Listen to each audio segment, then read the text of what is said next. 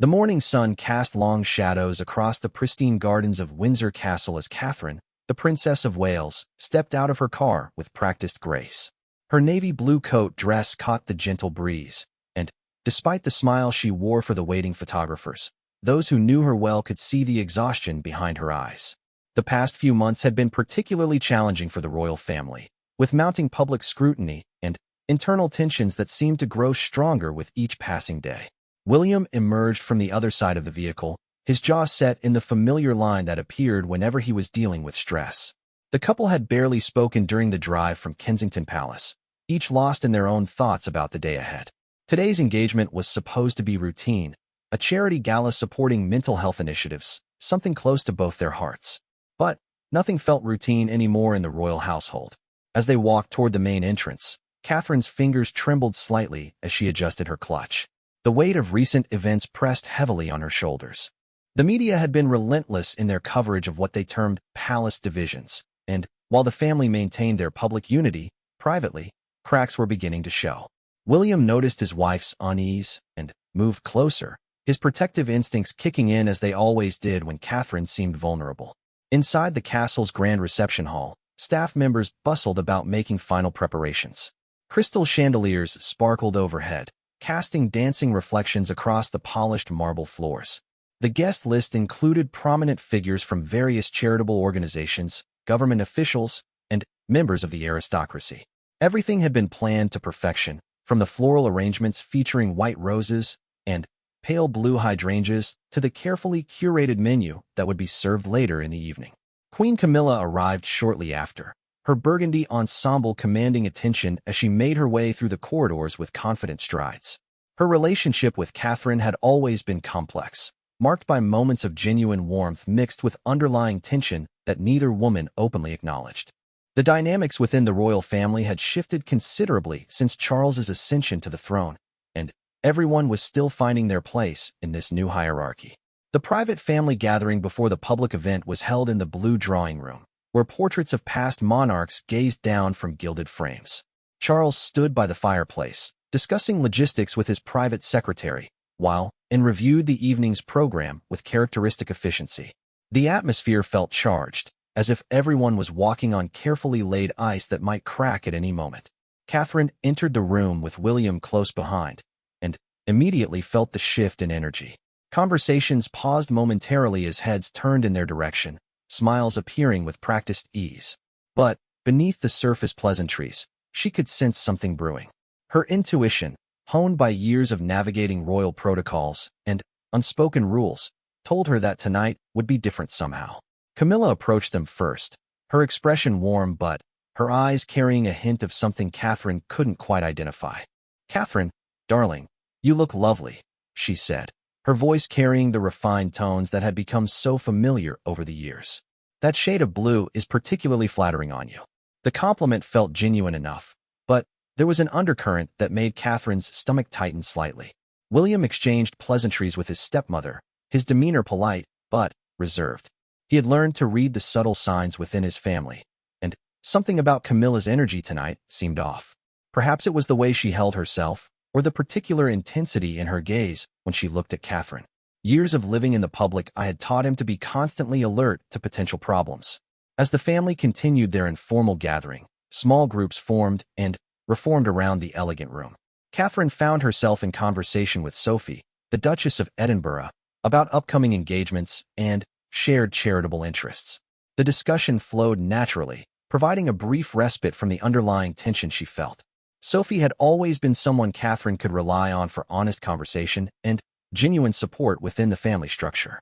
Meanwhile, Camilla moved through the room with practiced skill, engaging different family members in conversation while keeping one eye on the broader dynamics at play. Her years of experience in royal life had taught her to be acutely aware of every gesture, every glance, every subtle shift in mood or atmosphere. Tonight felt significant, though she couldn't quite pinpoint why. The conversation gradually turned to the evening's agenda and the importance of the mental health charity they were supporting. Catherine spoke passionately about the work they had done in recent months, her genuine enthusiasm shining through despite her earlier fatigue. This cause had become deeply meaningful to her, particularly after her own experiences with the pressures of royal life and motherhood in the public eye. As they prepared to move toward the main reception area where guests were arriving, Charles called for everyone's attention. "Before we join our guests," he began, his voice carrying the authority that came with his new role, "I wanted to remind everyone of the importance of tonight's cause and the unity we must present as a family." His words were measured and diplomatic, but Catherine caught the subtle emphasis on unity that suggested not all was harmonious behind palace walls. The family began to file out of the blue drawing room toward the main reception, where the sound of arriving guests and gentle music created an atmosphere of anticipation. Catherine walked alongside William, their hands briefly touching in a gesture of mutual support. Neither of them could have predicted that this seemingly routine evening would become the setting for a moment that would send shockwaves through the palace and beyond. As they approached the grand staircase leading down to the main floor, the magnitude of the evening ahead seemed to settle over everyone. The carefully orchestrated public appearance, the hundreds of eyes that would be watching their every move, the cameras that would capture each smile and gesture for analysis by royal watchers around the world, it all created an pressure that had become second nature, yet never truly comfortable. The first guests were already mingling in the reception area below, their voices creating a gentle hum of conversation that drifted up the marble staircase. Catherine paused for a moment at the top of the stairs, gathering herself for the performance that royal life demanded. She had learned long ago to compartmentalize her personal feelings and present the composed, gracious facade that the public expected from their future queen. But, as she prepared to descend into the carefully choreographed world below, Catherine had no idea that within the next few hours, a single gesture would illuminate the complex undercurrents of royal family relationships in a way that would be impossible to ignore or explain away. The evening that had been planned as a celebration of charitable work was about to become something entirely different, a moment of truth that would leave everyone questioning what they thought they knew about the dynamics within the House of Windsor. The grand reception area buzzed with controlled energy as distinguished guests mingled beneath the ornate ceiling frescoes. Catherine descended the marble staircase with practiced elegance, her hand lightly trailing along the polished banister as photographers captured her entrance. The familiar weight of royal duty settled around her shoulders like an invisible cloak, and she slipped effortlessly into the role that had become second nature over the years. William followed close behind, his military bearing evident in every step. The couple had perfected the art of working a room together, seamlessly dividing their attention between different groups of guests while maintaining an awareness of each other's location and energy levels. Tonight, however, William found himself watching Catherine more closely than usual, noticing the slight tension in her shoulders and the way her smile seemed to require more effort than normal.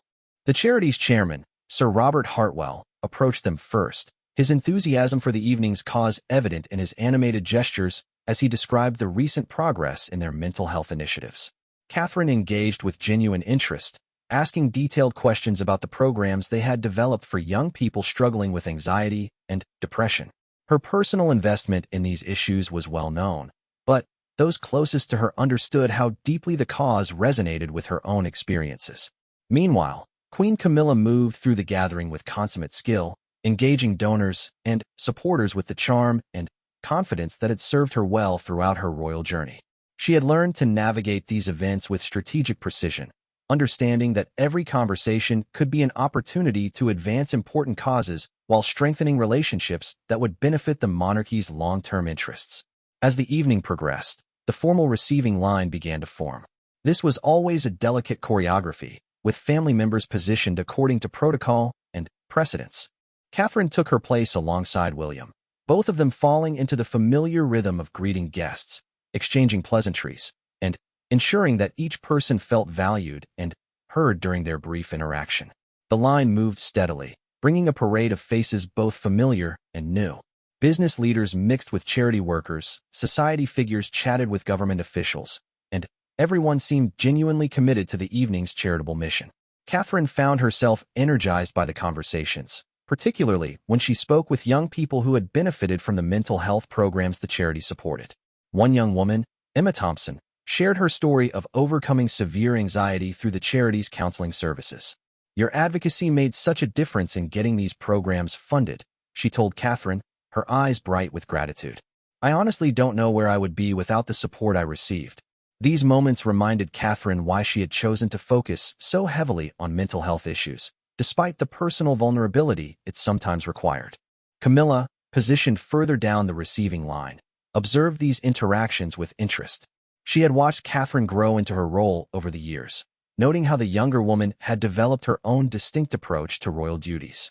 There were similarities to Diana's natural empathy, but Catherine had carved out her own path, one that was more measured and strategic while still maintaining genuine warmth. The evening's program called for remarks from several speakers, including Catherine herself.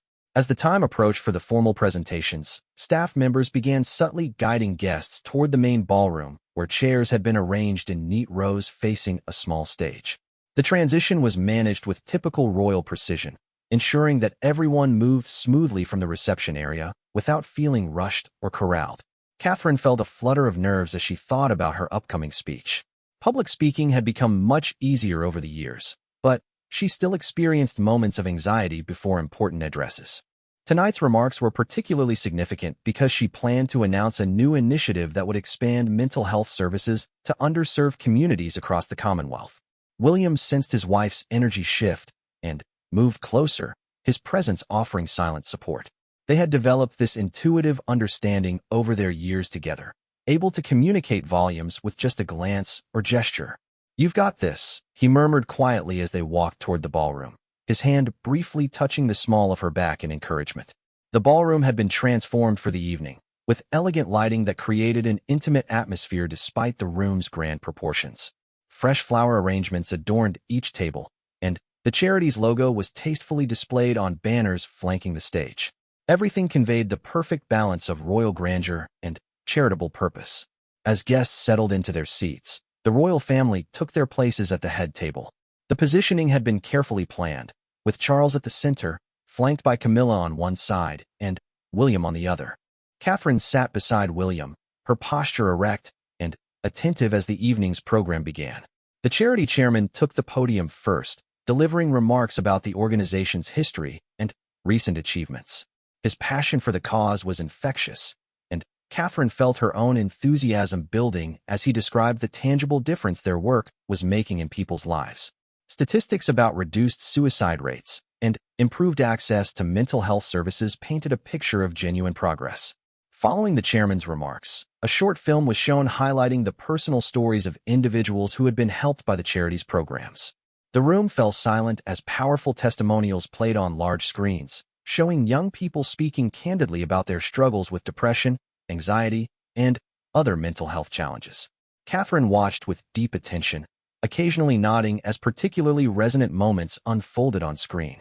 When the lights came back up, there was a moment of profound silence before applause began to build throughout the room. These personal stories always had a powerful impact, reminding everyone present why their financial support and advocacy mattered so deeply. Catherine felt the familiar surge of determination that came whenever she witnessed such courage in the face of mental health struggles. Charles rose to deliver brief remarks as the charity's patron, his words emphasizing the monarchy's long-standing commitment to supporting mental health initiatives. His speech was measured and dignified, touching on both the progress that had been made and the challenges that remained. As he spoke, Catherine noticed Camilla watching her intently, though she couldn't decipher the expression in her stepmother-in-law's eyes. The moment for Catherine's own remarks approached, and she felt the familiar pre-speech adrenaline beginning to course through her system. This announcement would be significant not just for the charity, but for her own evolving role within the royal family. The new initiative represented months of behind-the-scenes work, countless meetings with government officials and healthcare professionals, and a personal commitment that went far beyond ceremonial appearances. As she rose from her chair and walked toward the podium, Catherine was acutely aware of the dozens of eyes following her movement.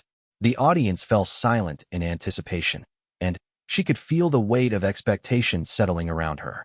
This was always the moment when her private passion met public responsibility, when personal conviction had to translate into words that would inspire action and support. But as she reached for the microphone, adjusting it to her height, and preparing to begin her remarks, Catherine had no idea that the most significant moment of the evening was still to come. The careful choreography of royal life was about to be disrupted in a way that would shift not just the evening's trajectory, but The entire family's understanding of where they stood with one another. Catherine's voice carried clearly through the ballroom's sophisticated sound system as she began her address. Mental health affects every family, every community, and every corner of our society, she said, her words measured and heartfelt. Tonight, I am honored to announce an expansion of our mental health services that will reach into communities that have been overlooked for far too long. The audience listened with rapt attention as she outlined the new initiative's scope and potential impact. Her speech gained momentum as she shared statistics about mental health challenges in rural communities and underserved urban areas. Catherine had spent months researching these gaps in services, visiting communities personally, and listening to stories from families who struggled to find adequate support. Her genuine passion for the subject matter was evident in every gesture, every pause, every carefully chosen word that emphasized the human cost of inadequate mental health resources. William watched from his seat with obvious pride, his attention focused entirely on his wife as she commanded the room with growing confidence. He had witnessed her evolution from a reluctant public speaker to someone who could genuinely move audiences with her sincerity and knowledge. Tonight's announcement represented not just a charitable expansion, but Catherine's emergence as a true leader in mental health advocacy.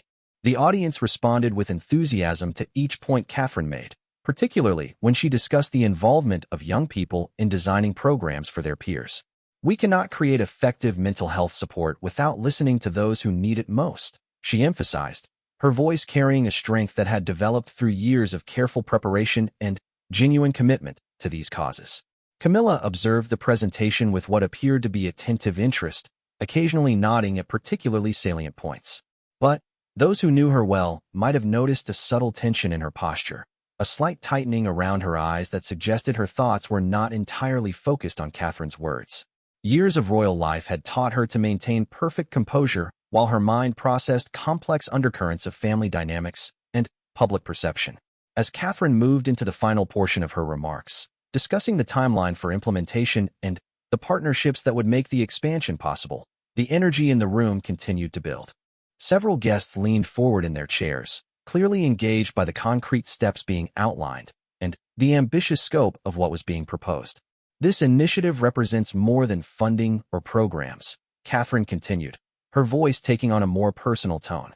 It represents our collective commitment to ensuring that no one faces mental health challenges alone, that support is available regardless of location or circumstance.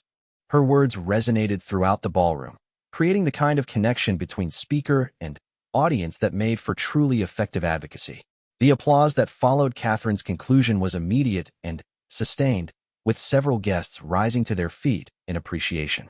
She stepped back from the podium with obvious relief, the tension of public speaking giving way to satisfaction at having delivered her message effectively. William's smile was immediate and genuine as she returned to her seat, his hand briefly squeezing hers in a gesture of support and congratulation. Following Catherine's presentation, the evening's program called for a brief reception where guests could discuss the new initiative more informally. As chairs were moved aside and tables were rearranged to accommodate mingling, the royal family prepared to circulate among the attendees once again. This portion of the evening required a different kind of energy, more personal, more conversational, but no less important for advancing the evening's charitable goals. Catherine found herself surrounded by enthusiastic supporters wanting to learn more details about the mental health expansion. A prominent philanthropist expressed interest in providing significant funding, while several healthcare professionals offered their expertise in developing the program's clinical components. These conversations energized Catherine in a way that formal speeches never quite could, representing the real work of turning announcements into action. Meanwhile, William engaged with government officials who would need to approve various aspects of the initiative's implementation. His understanding of policy mechanisms and regulatory requirements made him an effective advocate for navigating the bureaucratic challenges that inevitably accompanied large-scale charitable programs. The couple's different strengths complemented each other perfectly in these settings. Camilla moved through her own circle of conversations, engaging with long-term supporters of the monarchy and various charitable causes. Her approach was different from Catherine's, more focused on relationship maintenance and strategic networking than on the technical details of program implementation. Both styles were valuable, but the contrast highlighted the different ways family members approached their royal duties. As the informal reception continued, small groups formed and reformed around shared interests and connections. The atmosphere was relaxed yet purposeful, with genuine enthusiasm for mental health advocacy mixing with the social dynamics that characterized any gathering of influential people. Catherine noticed how naturally conversations flowed from personal experiences to policy discussions to funding commitments. One particularly meaningful interaction occurred when a young mental health counselor approached Catherine to share how the existing programs had impacted her work with adolescent clients. "The resources you've helped provide have literally saved lives," she said earnestly. "There are teenagers in our community who are alive today because of the support services that became available through your advocacy." These moments always reminded Catherine why the sometimes exhausting demands of royal life felt worthwhile.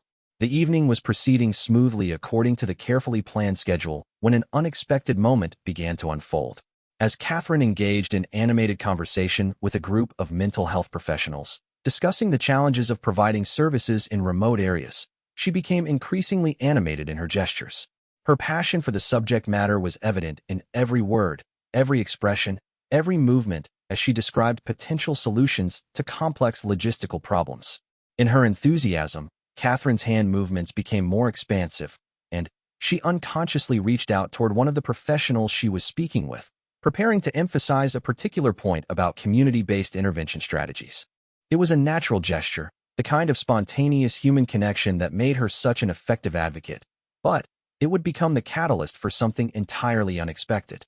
Camilla, who had been observing the various conversations around the room while maintaining her own dialogue with several guests, suddenly noticed Catherine's gesture. In a movement that seemed to come from nowhere, she stepped forward quickly and, with a firm but swift motion, pulled Catherine's outstretched hand away from the mental health professional she had been addressing.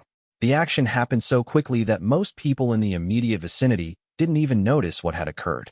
But for those who did witness the moment, including William, who had been watching his wife with the protective attention that had become second nature, the gesture seemed to hang in the air like a thunderclap. Catherine's expression showed confusion and surprise, while Camilla's face maintained its usual composed mask, betraying nothing of whatever had motivated her sudden intervention. William's reaction was immediate, but carefully controlled. His jaw tightened almost imperceptibly, and his eyes fixed on Camilla with an intensity that spoke volumes about his protective instincts toward Catherine. But years of royal training kicked in, preventing him from making any overt response that might create a public scene or embarrass the family. Instead, he moved smoothly toward his wife, positioning himself slightly between Catherine and Camilla in a gesture that appeared casual, but was anything but. The moment passed as quickly as it had come, with conversations resuming their normal flow and the evening's program continuing according to schedule. But for those who had witnessed the interaction, questions began to form that would not be easily answered or forgotten. The carefully maintained facade of royal family unity had cracked, if only for an instant, revealing tensions that ran deeper than anyone had previously suspected. The remainder of the charity gala proceeded with typical royal precision, but beneath the surface of polished conversations and gracious smiles, an undercurrent of tension rippled through the immediate family circle. Catherine continued her discussions with mental health advocates, but those closest to her could detect a subtle shift in her demeanor, a slight stiffness in her posture, a more measured quality to her gestures that suggested she was now hyper-aware of every movement she made. William remained within protective proximity of his wife, engaging in his own conversations while maintaining constant awareness of the dynamics around Catherine. His training in reading situations, honed through years of military service and royal duty, had his internal alert system activated. The brief interaction between Camilla and Catherine had triggered something primal in his protective instincts, even as he struggled to understand what had motivated his stepmother's sudden intervention.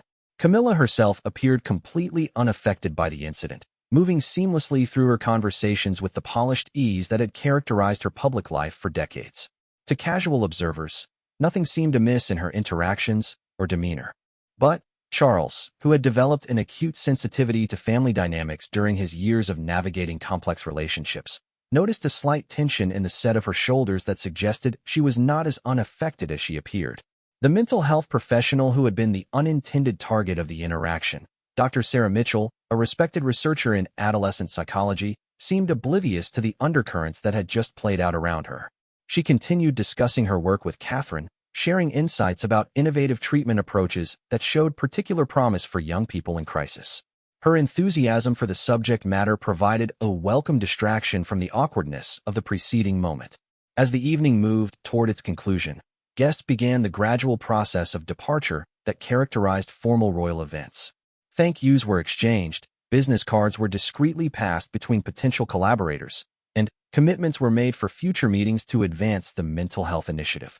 The evening had been successful by every measurable standard, with substantial financial commitments secured and important relationships strengthened.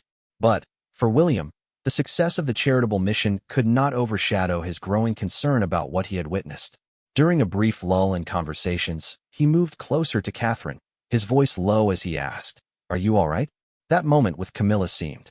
He paused, searching for words that would express his concern without making assumptions about motivations he didn't fully understand. Catherine's response was equally measured. "I'm fine," she said, though her eyes carried a complexity that suggested the interaction had affected her more than she was willing to admit publicly. "I'm not entirely sure what happened there, but it's probably best not to make too much of it." Her diplomatic response was characteristic of how she had learned to navigate royal family complexities, but William could read the questions in her expression that mirrored his own. The car ride back to Kensington Palace was unusually quiet, with both William and Catherine lost in their own thoughts about the evening's events. The successful launch of the mental health initiative should have been cause for celebration, but the strange incident with Camilla cast a shadow over what should have been an unqualified victory. Catherine stared out the window at the London streets passing by, her mind replaying the moment when Camilla had pulled her hand away with such unexpected force. "Have I done something to offend her?" Catherine finally asked, breaking the silence that had settled over the car's interior. The question revealed the self-doubt that she rarely allowed others to see, the constant concern about whether she was living up to the expectations that came with her role as future queen. Despite years of public success and obvious competence in her royal duties, she still sometimes felt like she was walking on uncertain ground. William's response was immediate and fierce in its certainty. "You've done absolutely nothing wrong," he said, his voice carrying the conviction of someone who had watched his wife navigate impossible pressures with grace and dignity. "Your speech tonight was brilliant, your passion for mental health advocacy is genuine and effective, and your conduct was flawless." Whatever motivated that gesture from Camilla, it wasn't about anything you did wrong. But, even as he reassured his wife, William found his own mind racing through possible explanations for what he had witnessed. Was it territorial behavior related to royal hierarchy and precedence? Was Camilla feeling overshadowed by Catherine's growing prominence in charitable work? Was there some protocol or etiquette consideration that had escaped his understanding? The questions multiplied without obvious answers, creating a frustration that was uncharacteristic for someone who typically approached problems with analytical precision. Back at Windsor Castle, Charles and Camilla conducted their own post-event debrief, reviewing the evening's successes and noting areas for improvement in future charitable galas. The conversation was professional and focused, covering logistical details and follow-up actions that would be needed to capitalize on the momentum generated by Catherine's announcement. But Charles found himself studying his wife's demeanor, looking for clues about the incident he had glimpsed from across the room. "The evening went well, don't you think?" Charles asked, his tone casual, but his attention focused on Camilla's response. Years of marriage had taught him to read the subtle signs of her emotional state, and tonight he sensed undercurrents that weren't entirely related to the charitable work they had been supporting. Camilla's response was characteristically composed. "Very well indeed. Catherine's speech was quite effective, and the funding commitments exceeded our expectations. I think the mental health initiative will make a real difference."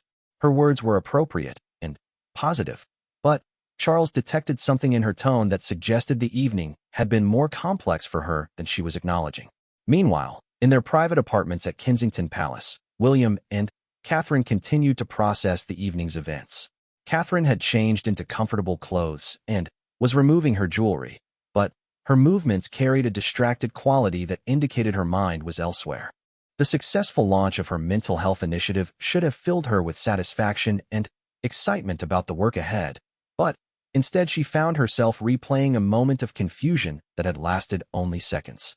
"Maybe I'm overthinking this," she said to William, who was loosening his tie and preparing for bed. Royal life is full of strange little moments that don't necessarily mean anything significant. I should probably just focus on the positive response to the mental health announcement and move forward. Her words carried the practical wisdom of someone who had learned to navigate complex family dynamics. But William could hear the uncertainty underneath. William paused in his evening routine, considering how to respond to his wife's attempt to minimize what had happened.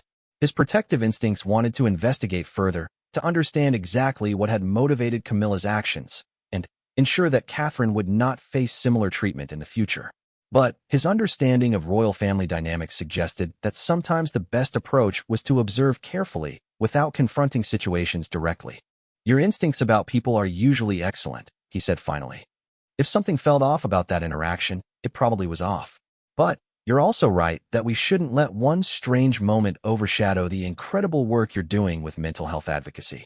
Tonight was a triumph for you, and no one can take that away. His words aimed to validate both her concerns and her achievements, acknowledging the complexity of royal life where personal and professional elements were inextricably intertwined. As they prepared for sleep, both William and Catherine carried with them questions that would not be easily resolved. The incident had been brief and largely unnoticed by the general public, but it had revealed something about the undercurrents within the royal family that neither of them had previously recognized. The perfect facade of family unity that was so essential to the monarchy's public image had shown a crack, and they both understood that such moments could not be ignored indefinitely. The night settled over London with its usual quiet dignity, but within the walls of both Windsor Castle and Kensington Palace, sleep came less easily than usual. Questions hung in the air like unresolved melodies, and the morning would bring no immediate answers to the concerns that had been awakened by a single, inexplicable gesture that had lasted only seconds, but whose implications might extend far beyond anything anyone yet understood. The weeks following the charity gala unfolded with the typical rhythm of royal engagements, but those closest to the family noticed subtle shifts in dynamics that hadn't been present before. Catherine threw herself into the implementation of her mental health initiative with renewed vigor, perhaps using work as a way to process the questions that lingered from that evening. Her schedule became packed with site visits to potential program locations, meetings with healthcare professionals, and strategy sessions with charity administrators. William observed his wife's increased activity with a mixture of pride and concern. While her dedication to mental health advocacy had always been admirable, there was now an intensity to her work that seemed driven by more than just passion for the cause. He recognized the signs of someone who was channeling emotional energy into productive outlets, a coping mechanism he had employed himself during difficult periods of royal life. The implementation meetings for the mental health expansion brought Catherine into contact with diverse groups of professionals and community leaders across the country. These interactions energized her in ways that formal royal engagements sometimes didn't, providing opportunities for genuine connection and meaningful conversation about issues she cared deeply about. The work became a source of strength and purpose during a time when family relationships felt more complicated than usual. During one particularly productive session with mental health counselors in Manchester, Catherine found herself discussing the challenges of providing support in communities where stigma around mental health remained strong. The conversation reminded her of her own experiences navigating public scrutiny and the importance of having trusted people to confide in during difficult times. The parallel between community mental health needs and royal family dynamics wasn't lost on her, though she kept such observations private. Meanwhile, William's own schedule continued with military engagements and charitable work focused on environmental conservation. But colleagues noticed that he seemed more protective of family time and more insistent on maintaining boundaries between public duties and private life. His staff learned to expect more detailed briefings about events where Catherine would be present, and he began attending more joint engagements than his schedule had previously accommodated. The royal household staff, trained to observe without commenting, began to notice subtle changes in the family's interaction patterns during private moments. Catherine seemed more reserved during informal gatherings, while William appeared to be monitoring family dynamics with increased attention. These shifts were barely perceptible to outsiders, but within the closed world of royal service, nothing went entirely unnoticed. Camilla continued her own royal duties with characteristic professionalism, engaging in charitable work and supporting Charles in his role as monarch. Her public appearances showed no signs of the tension that others had sensed, and her interactions with Catherine during joint engagements remained cordial and appropriate. But family members who knew her well noticed that she seemed to be choosing her words more carefully during family discussions, particularly when Catherine was present. Charles found himself in the uncomfortable position of sensing undercurrents he couldn't quite identify or address directly. His years of experience with family complexities had taught him that sometimes the best approach was to maintain stability while allowing time for tensions to resolve naturally. But the protective instincts he felt toward all family members made the uncertainty particularly challenging to navigate.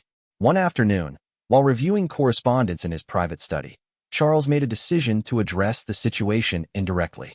He requested a family meeting to discuss upcoming engagements and coordination of charitable activities. The ostensible purpose was logistical planning, but he hoped the gathering might provide insights into the dynamics he had been observing. The family meeting took place in the intimate setting of the Oak Room at Clarence House, with afternoon tea served on delicate china and natural light streaming through tall windows overlooking the garden. The atmosphere was designed to feel relaxed and comfortable, encouraging open communication while maintaining the dignity expected of royal family interactions.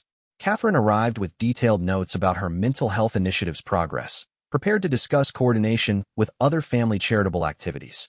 Her professional demeanor masked any personal concerns she might have been carrying, but William noticed the slight tension in her shoulders that had become more pronounced in recent weeks. He positioned himself beside her, a subtle gesture of support that didn't go unnoticed by others in the room. Camilla entered with her usual composed confidence, greeting everyone warmly and settling into the comfortable chair that had become her customary spot during family gatherings. Her manner was entirely appropriate and friendly, giving no indication of any internal conflicts or concerns about family relationships. But Charles observed her carefully, looking for clues about her state of mind regarding recent family dynamics. The discussion began with practical matters, upcoming engagements, scheduling conflicts, and opportunities for collaboration between different charitable initiatives. Catherine presented updates on her mental health expansion with obvious enthusiasm, describing early successes in program implementation and positive feedback from communities where services were being established. Her competence and passion were evident to everyone present. As the conversation continued, Charles began to understand more about the subtle tensions he had been sensing. There seemed to be an unspoken competition for influence and recognition within the family's charitable work, with different members pursuing overlapping interests without coordinating as effectively as they might. The incident at the charity gala now appeared to be part of a larger pattern of territorial behavior that had been building gradually over time. William contributed his own observations about environmental conservation work and its connections to mental health outcomes, particularly in communities affected by climate change. His insights were valuable and well-researched, but Charles noticed how carefully he monitored reactions to Catherine's contributions, ready to support or defend her positions as needed. The breakthrough moment came when Camilla made a suggestion about coordinating mental health initiatives with existing royal charitable frameworks. Her proposal was practical and well-intentioned, but Catherine's response revealed some of the underlying tensions that had been building. "I appreciate the suggestion," Catherine said diplomatically, "but I think it's important that this initiative maintain its independence to ensure maximum effectiveness." The exchange was polite and professional, but everyone in the room could sense the subtext. Catherine was establishing boundaries around her work, while Camilla was attempting to integrate that work into existing structures. Neither approach was wrong, but they reflected different philosophies about how royal charitable work should be organized and controlled. William's response was immediate and supportive of his wife's position. "Catherine's approach has already proven successful," he said firmly. "The mental health initiative has generated more community engagement and funding commitments than we initially projected. I think maintaining that momentum requires preserving the autonomy that has made it effective." His words were measured but unmistakably protective of Catherine's leadership role. Charles recognized this as a moment requiring careful navigation. Both Catherine's independence and Camilla's collaborative instincts were valuable, but they needed to be balanced in a way that served both family harmony and charitable effectiveness. "Perhaps we can find ways to coordinate without compromising the unique strengths each of you brings to your work," he suggested diplomatically. The conversation continued for another hour, covering various aspects of royal charitable work and family coordination. By the end, everyone had a clearer understanding of the challenges they were facing and the need for better communication about boundaries and expectations. No one directly addressed the incident at the charity gala, but its underlying causes had been illuminated through careful discussion of broader issues. As the meeting concluded and family members began to depart, William lingered behind with Catherine while Camilla and Charles discussed administrative details. The opportunity for private conversation allowed the couple to process what had transpired and plan their approach to future family interactions. "I think we understand the situation better now," Catherine said quietly, her relief evident in her voice. "It's not personal animosity. It's about different approaches to royal duty and charitable work. That's something we can work with." Her words reflected both her diplomatic instincts and her genuine desire to maintain family harmony while protecting her professional autonomy. William nodded in agreement, but his expression remained serious. "Understanding the dynamics is helpful, but we also need to be clear about boundaries moving forward.